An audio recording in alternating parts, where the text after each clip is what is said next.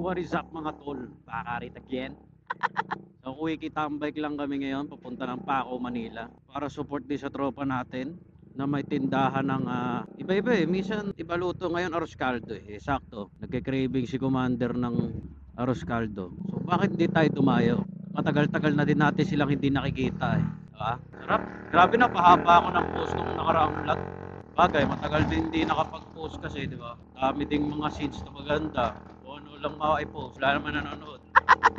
Lumuwag din dito sa SLEX ng medyo. Pero gantong oras, alas 9 pasado. Ano pa rin, traffic. Parang kakaiba na yun. Diba?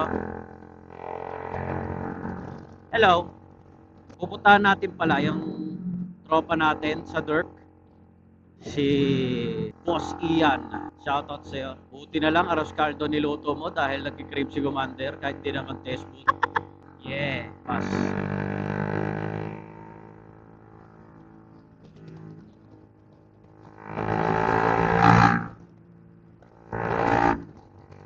Woo! Saan kayo maganda dumaan? Parang maganda kayo mag-skyway. Tapos doon yung traffic ko. Kadalasan, dito sa SLEX, na-develop yung skyway para medyo sumisikip na rin ang traffic dito sa SLEX. So, dinevelop nila yung skyway. Ang malupit nun, mas matindi pa traffic ng skyway. Lalo na pagtangali o rush hour.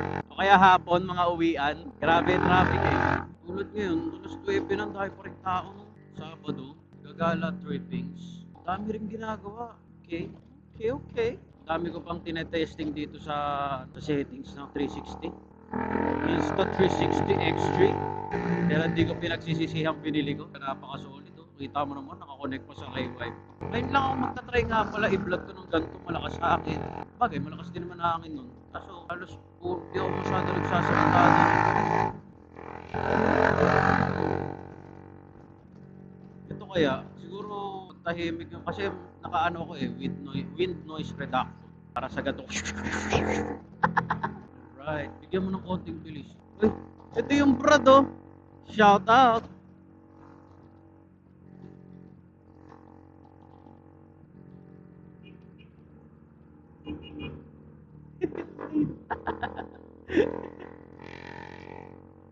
Hindi ako nakikilala ng Brad.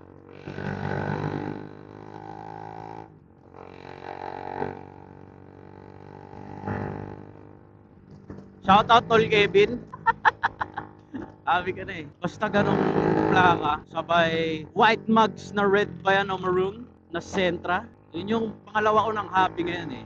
Kasi hindi ko pa alam kung tutuloy pa ako ng vlog ko.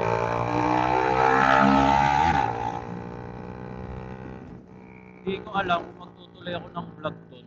No, para dalawa, no, may motor, may kotse. Total, ano rin ako sa old school kasi dikit din ako sa puso ng pag-aano ng old school. Minsan i-post ko rin pala, o tama. Post ko rin sa YouTube yung ano. Yung before and after nung Nissan Sentra para sa mga fanatics din ng Sentra dyan.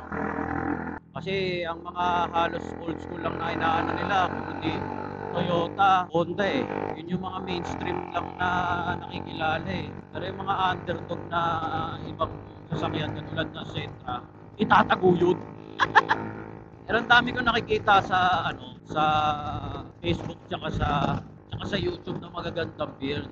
Tapos yung isang hinahanap din karamihan nila, sinabing churro. Lalo na yung sa grill. Kaso hindi ko trip yung ganung klaseng forma. Ano siya eh, classic talaga yung look eh. Ako yung style ko old school pero mukhang sporty yung style, ganon. Ganon man tawag doon. Basta ganon yung paningin ko sa kanya, parang sporty yung style niya.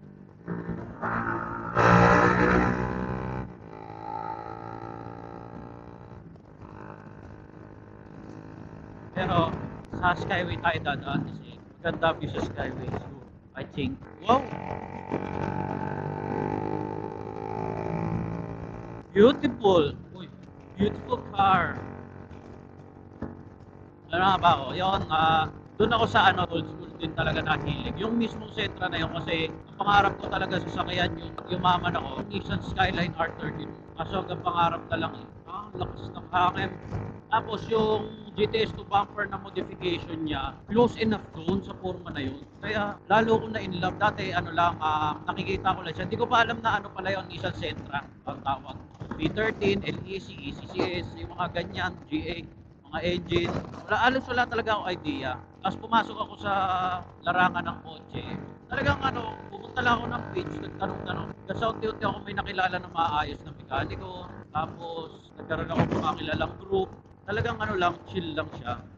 Then yun, may nakuha ako na na LEC. LEC kasi carb eh. Yung ECCSFI. Yun palang una kong natutunan na difference niya. Hindi ko alam yung mga GA13, 15, 16, SR20, BE, DE, mga ganyan. May mga turbo pa, may twin turbo. Kasi hindi na ako lalago doon. Pag yumaman na ako. Pero yun nga, doon ko siya nakakilala dahil sa itsura niya na pwede mong ilapit sa R32. Para lang sa paningin ko, hindi ko alam sa paningin ng iba, pero para sa akin kasi, parang yung ginawa kong forma malapit sa ganung itsura eh. Tingin ko lang, sa akin lang. Kaya yung sa akin na next vlog nang i-showcase ko. Total, sa akin lang naman to, baka memories ko. Pag matanda na ako, may papanood rin ako. Sad Boy 2024. So yung forma ko ngayon, yung simple lang. Akmalang para sa kanya. Kulay, ibang kulay siya, pinarepaint ko, pinaayos ko yung makina. Talagang ang laki na rin ang ginastos ko eh. Hindi ko na binibilang kasi talagang gusto ko lang siya ma-restore kasi for keeps siya para sa akin. Siguro ko ibibenta ko yun, hindi yun mapibenta sa presyo na gugustuhin ko kaya for keeps ko yun. Pagkatapos ma-confine nun, i-share ko yung journey nun, ikikwento ko sa inyo. Papakita ko sa inyo yung differences at naging, tawag dito, ano yung naging progress ng sasakyan na yun. Kung ano na kinalabasan na napakaganda. Balik na lang ako pagka doon na tayo at medyo matraffic pa din kahit nasa Skyway ka.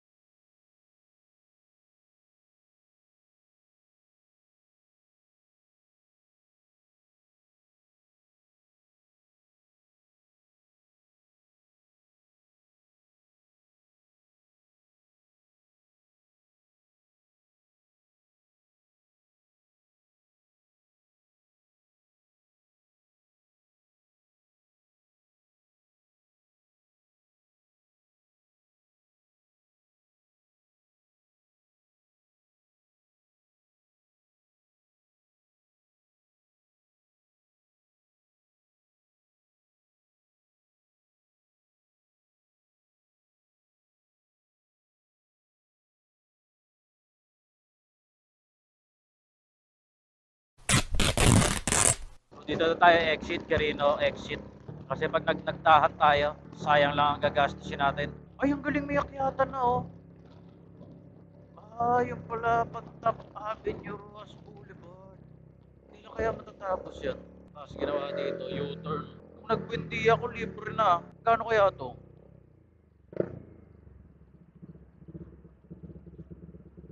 Ha? 105 ulit? 105? Aray. Aray, men. Ang mahal.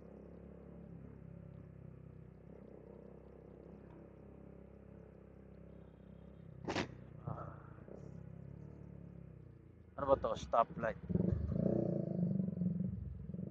Stoplight ah.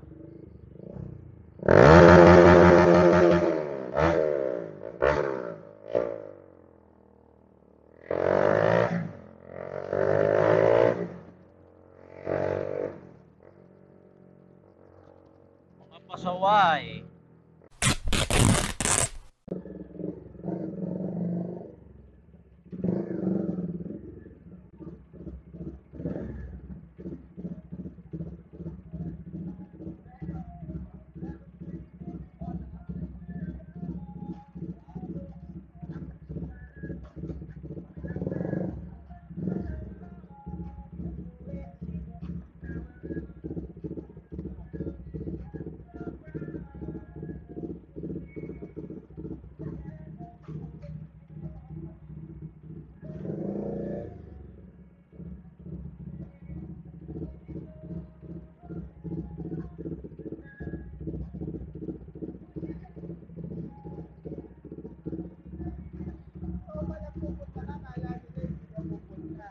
Ha?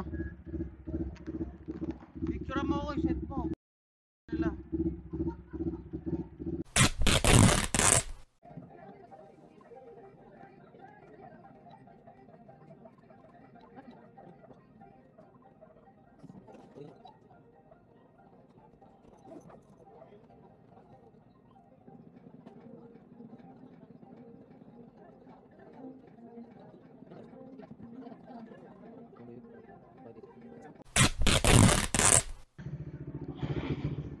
Tol, thank you ulit sa napakasarap na arroz caldo. Tangina, solid. Salamat, salamat.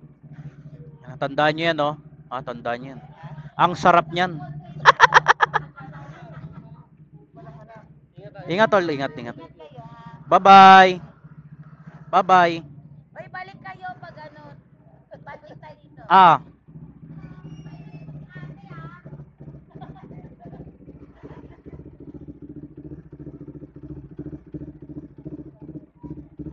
ano, nag-inom tayo. May plano na.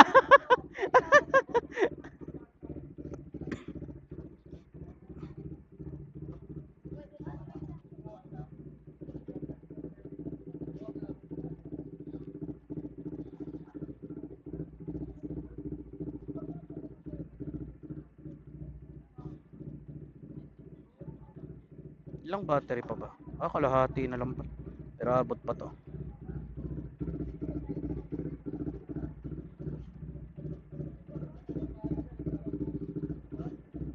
Ingat, ingat, ingat. Thank you, thank you. Ingat. Dali, ang ingay natin. Nakakaya.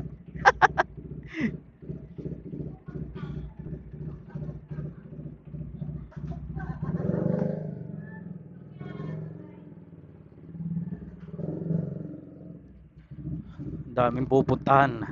So, lipat tayo ngayon sa C5 kila Miguel. Kasi dito ang usapan, sabi ko sa inyo katulad nung sabi ko sa nakaraang vlog, pagdating sa grupong Dirt, puro scam. Ayain ka sa isang venue, magiging iba yung venue, o kaya pwede na pala lumigo kanina, o kaya mag-aaya tapos yung nag-aya pa nga mismo madalas ang ano di tumutuloy eh.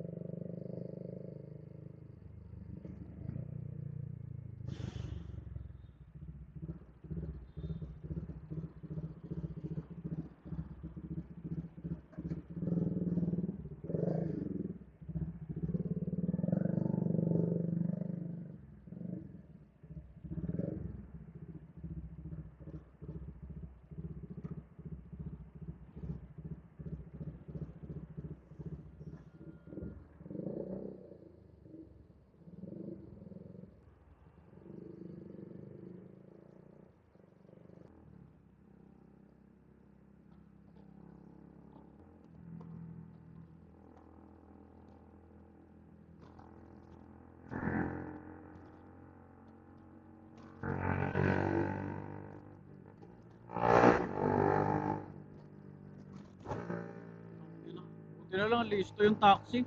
Grabe, nakagitna. Random seats ng Metro Manila. Yan, di ka pwede talaga dito sana eh. NCR, sagal pong abutin mo. At dito marunong ka tumantya. Marunong ka mag-anticipate. Di ka mapilit sa gusto mo. Kapapatalo sa init. Ano dito eh, halo pikon. Pag ikaw mainit ulo, talo ka. Kasi pag parehas kayong mainit ulo, sino mananalo? Parehas naman kayong abala.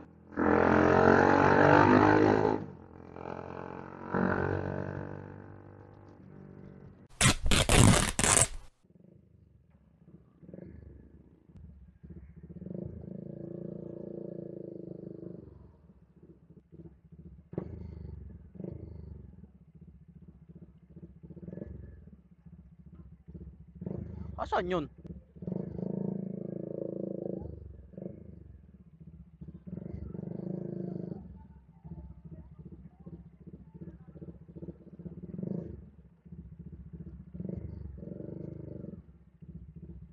Asan? Ayun yung motor nila eh.